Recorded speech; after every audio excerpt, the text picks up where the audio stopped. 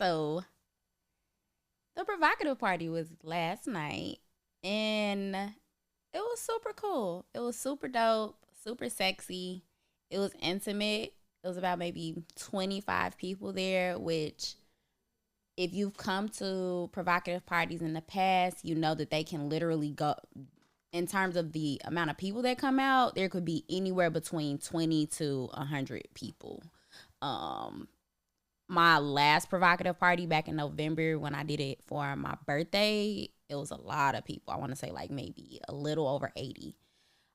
And what I realized between, I guess, doing it in November and then doing the one yesterday, or maybe even with this being the fourth one, me paying attention to the way in which I am in the moment, how my mental, my emotional, what type of state am I in when I throw these parties. And I only throw them like twice a year anyway, so it's not like I throw this type of party all of the time. So people literally anticipate it, right? I don't think I'm going to throw these parties more often than what I'm throwing them unless they're very, very different. Of course, every provocative party is different.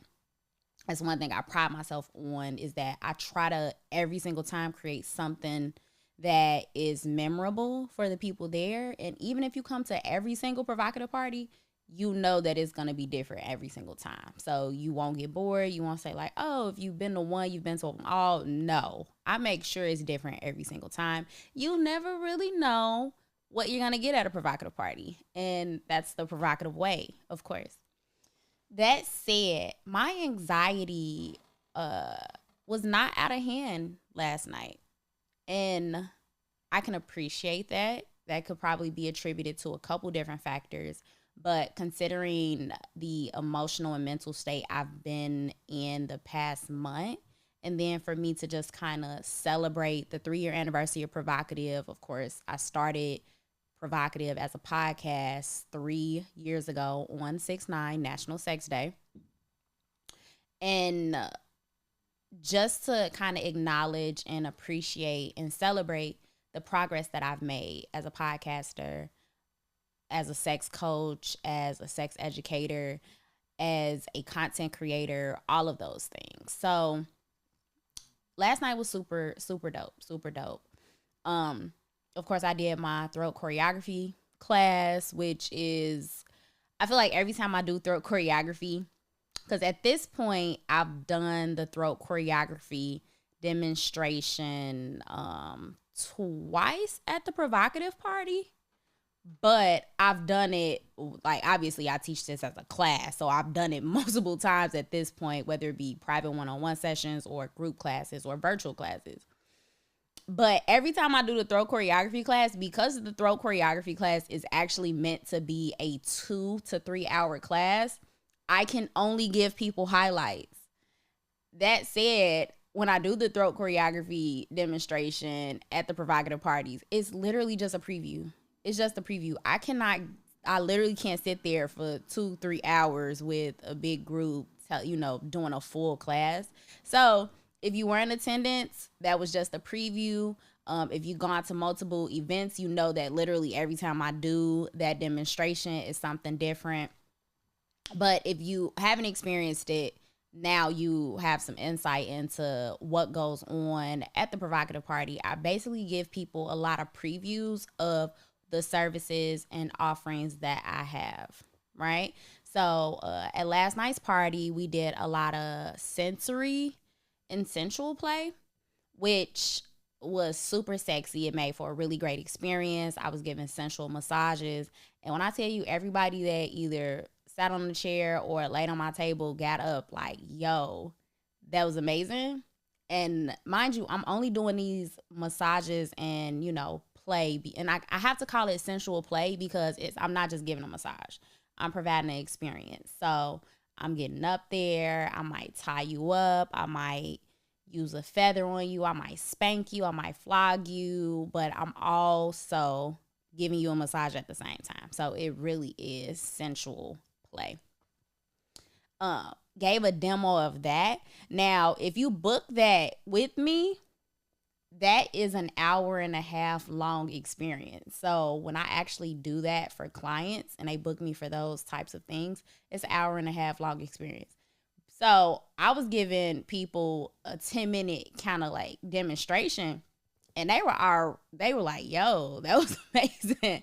So I was that made me feel good, because a lot of people that sometimes come to the provocative parties are shy or have never been to an experience like that. So I'm definitely keeping with the provocative mission of just helping people to expand their horizons, expand how they view and define sex. When I was doing some of my different demonstrations, I could see the crowd engagement, and I can see them like, yo, wait, okay, I see where you're going with that, or I didn't know that, right? I love when I'm putting people on to new information, because I am an educator. So it was super cool. It was super dope. And what I kind of took away from last night is that I am obviously, my water sign energy comes through in a lot of ways. But when I'm in my element, it's super, like, I cannot hide the water sign in me. Like, I can't hide it at all. When I'm in my element and I'm in mode, everything I do is sexy. Like, literally, everything I do is sexy. I'm watching myself in the mirror as I'm giving other people massages, right? I'm giving people massages, and I'm paying attention to my body language and how I go about things. And I'm like, yo, I am really creating an experience right here. Like, I'm being super sexy. Now, whether or not they see me that doesn't matter. That doesn't matter, right? Because since we're in an open space, there are other people watching. Now, when I give massages like nobody is watching, because I think the energy will be felt by someone whether or not they actually see it. So when, again, I'm giving these massages and I'm just being sexy and being comfortable and being confident, the people that I'm giving the massage to, they feel that energy. I can tell by how their body reacts to being touched by me. I get super like, when I'm touching people, my energy connects with theirs. And I know that I'm transferring my energy onto them. And then I'm also receiving their energy in exchange. So literally, if I get on top of somebody while they on my massage table, I'm holding them. I will put my whole body on them and I will hold them. Like, I am embracing them. Right? So it's a lot of energy transference. I pay attention to the looks that I have. Again, this person is face down, but I'm still noticing how I am. Right? I think that, and oftentimes I say this when I do classes, the energy and effort you put into something will always be felt by your partner. Whether or not they visibly see it or not, it can be felt. Right? So I can tell that when someone gets on my table, they are super comfortable. They are, they're being vulnerable. Like, they taking their clothes off and laying on my table in their underwear, first of all. And you in a room with other people just watching. Some people have literally never done that before. But for them to trust me in that moment to experience that with them, that's not something that I take for granted, right? Every time I was giving somebody a massage, I did something totally different. Nobody got the exact same massage. I literally did something different. It was like a unique dance every time I did a massage, right? It's different music playing. I'm touching people in different ways. I'm using different props. Some people I tied up, some I didn't. Some people I used feathers on, some I didn't. I used wax candles. So, and this is hot wax. So I'm pouring hot wax on people's bodies and I'm massaging them with that. A lot of people have never experienced that, right? That's temperature play. So you come to a provocative party and then you're being exposed to these different things that might pique your curiosity or might spark your curiosity, right? So now you're like, oh, well, I like that. Maybe I should try this other thing. And that's what it's all about. It's about experimenting and trying different things. But in doing that and helping people with them, I also have to be in that space. I have to be in a super open and welcoming space. So I was super glad that it was only 25 people there, because that allowed me to actually have a moment with every single person that was there, whether it be a short, intimate conversation, whether it be me actually, having a demonstration with them on site. That was super cool. I like all of the intimate and one-on-one interactions. I thought that was super cool as well. But yeah, today I want to talk more about what is sexy, right? How do we determine what's sexy versus what's not sexy? Because it is super subjective, right? I said that when I was giving a massage, I literally can feel that I was sexy in that moment. I was being sexy. I was tapping into my own sex appeal. And I haven't had sex appeal for a long time, at least in a way that I could perceive it. But now I know that I am someone who possesses sex appeal. Everybody does not possess that. Everybody does not know how to be sexy. It can be learned, or you can be a natural, you can have a knack for it. You can be a natural. But there are certain things that are like super sexy, right? I did an episode back in, I want to say January or February. It was definitely in the winter months, where I talked about the art of seduction, right? I said that I think I'm a very seductive person.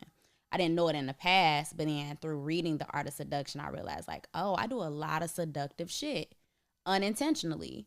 Now that I'm aware of the seductive shit that I do, I can strategically use it.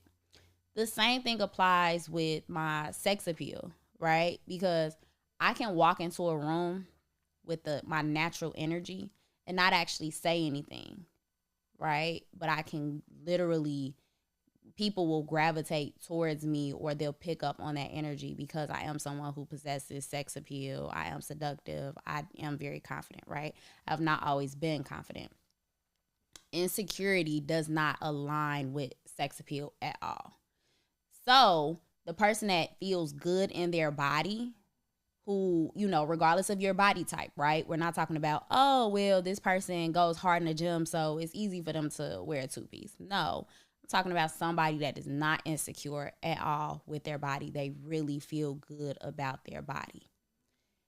That has to go into being sexy, right? Because a lot of people have insecurities. However, if you say like, yo, this is me, this is mine, that confidence that comes with that, everybody will pick up on it. And it just makes for, like, literally people will look at you like, yo, you a sexy motherfucker. Like, you doing shit that's sexy. Of course, you also have to feel good about it. But what determines something as being sexy, because it's so subjective, if you ask someone what they find sexy, it can literally get all over the place, right? For example, if you was to ask me, what do I find sexy when it comes to like men, right? I say all the time, the sexiest thing a man can kind of do around me is like be in a lead, like do some leadership, right? Like do something where it's like you taking control. Like dominance is a super sexy thing to me. Also, I definitely think that when I dominate spaces and I dominate different things in a way, but I don't lose my femininity, I think that shows, like, I think people see that as something sexy that I do as well. So I definitely think there's some domination to being sexy, but I also think there's some submission with it as well. I talk all the time, whether it be on a podcast or in classes, about how to dominate through submission. Oftentimes people think dominating and submitting are polar opposites, but they both can exist in the same space. And I like to think that I have kind of mastered that balance of being able to dominate a situation by being submissive. And even when you think about like the role of a submissive and a DS dynamic, submissives have the real control. The submissive has the control because they give the control to the dom, right? The only way for the dom to have control of the situation is through the sub's vulnerability and relinquishing of power. So for you to be able to say, okay, cool, because I understand the power associated in submitting, I'm able to lean into that energy. That's super sexy. So when I do like my throat choreography classes, again, people think like, oh, giving head is like instantly like a submissive act, but you could be super dominant doing it. And dominant doesn't mean aggression, right? It just means you have control. You are taking initiative. You are leading in that area, right? So of course a lot of people find different things sexy. It's gonna be super subjective. Uh a lot of people associate being confident with sexiness, right? I already said if you just love the skin that you in, right? People on the outside looking in will pick up on that energy. Only people that won't pick up on that, or I would say, is people that are insecure within them own selves, and then they have to find something wrong with other people. Versus someone that's like, yo, this person is rocking that fit, or I like their attitude, I like their vibe, right? That's someone that's like literally just seeing you and perceiving your energy, versus somebody that's like probably insecure within themselves and just trying to find some shit wrong with you. But I definitely think also that whether it be you doing things to kind of boost your self-confidence, or wearing things that you think are sexy, right? Because it's not necessarily about what other people think. It's about what makes you feel good. And the kind of ego boost comes from when other people are, picking up on your energy, and then saying like, yo, wait, I see what you did there. I fucks with that, whatever. Um, but it can be taught. You can teach people how to be sexy. I told y'all, I was not someone that viewed myself as sexy at all, or view myself as someone who had confidence or sex appeal. I had to learn that. I learned that through dancing. Once I realized how to move my body, right? And then it's like through that learning, I'm like, all right, I know what makes me look good. I know when I arch my back a certain way, it's going to look good. I know when I make a certain face, whether it be, during during sex, during head, during a situation where I'm just giving a massage, or I don't have to be doing shit. If I look a certain way and I make eye contact, yeah, like it's kind of over with. Like I'm tapping into my seductive kind of like powers or whatever. Again, these are things that can be taught. A lot of people get uncomfortable with eye contact. And I think that's kind of that's the common denominator. Like that is literally the common factor. When you are doing things that most people would probably be uncomfortable doing. So being sexy and having sex appeal damn near is super unconventional. It's unconventional because if everybody did things that I'm saying, like if everybody made eye contact, if everybody wore, sexy clothes and felt confident when they did it and walked into a room and the energy came to, like if everybody did that, nobody would be sexy, right? It would be normalized. But this concept of being sexy and having sex appeal is not normal. It's not normal because everybody don't possess that confidence. A lot of people are insecure, and a lot of people project that insecurity onto other people, right? Think about when it comes to uncomfortable conversations around sex. A lot of people are uncomfortable having those conversations. Those same people that are uncomfortable having those conversations are probably not that sexy, right? They might be cute. They might be beautiful. They might be gorgeous. They might know how to dress and all that other stuff. But are they sexy? Because you could be a funny looking sexy motherfucker if you have confidence, right? So being sexy doesn't necessarily have anything to do with your physical attraction. It's more about the aura, the energy that you bring into a room, right? Because even attractiveness is super subjective to begin with, right? No, everybody is not going to be everybody's cup of tea, and that's cool. But again, if you kind of like navigate the world where it's like, look, I know I'm that nigga, I'm that bitch. I'm super sexy. I know what makes my body look good. I know what makes my body feel good. And you own that shit, a lot of people will pick up on that energy. A lot of people will pick up on that energy, and that's how people will be drawn to you, right? And I think it's super important to take that energy if you do possess it. If you already possess it, Take that energy into everything you do. How you do one thing is how you should do all things. So if you do one thing confidently and you got sex appeal and seductive qualities, guess what? You're probably going to be a great negotiator, right? You take that and you do your business deals. You do your, like, you negotiate relationships with different people. Like, you really take that into everything. If you are an insecure person and you want to work on that, do the work. Do the motherfucking work. Like, it's so many different ways that you can go about improving your own sex appeal and doing things that make you feel sexy. I started doing, like, photo shoots. I started doing more, experimenting with my own body in terms of, like, okay, maybe it's certain lights that look great on my skin. I know my lighting very well. I know what colors look good on my skin, right? Some people do photo shoots in blue light or red light. I don't do that. It's a reason that I like purple, right? Purple looks really good on my skin, so I stick with it, right? Or like nudes and stuff like that. Those things look very good on my skin. Figure out what colors look great on your skin. Own that shit, right? When you look good and feel good, that energy, it just, people pick up on it. People pick up on it for sure. But again, these are things that could be learned. When I started dancing, when I learned how to move my body, and the good thing about, when I started dancing, I started at Cookies Dance Then. Actually, that's like not all the way true. That's not all the way true. I'm lying a little bit. When I started dancing, I was salsa and bachata dancing. That's when I really started dancing, right? And I was like maybe 25, 26 when that happened. I didn't start dancing at Cookies Dance Then until I was like 27, 28. I was 27, 28.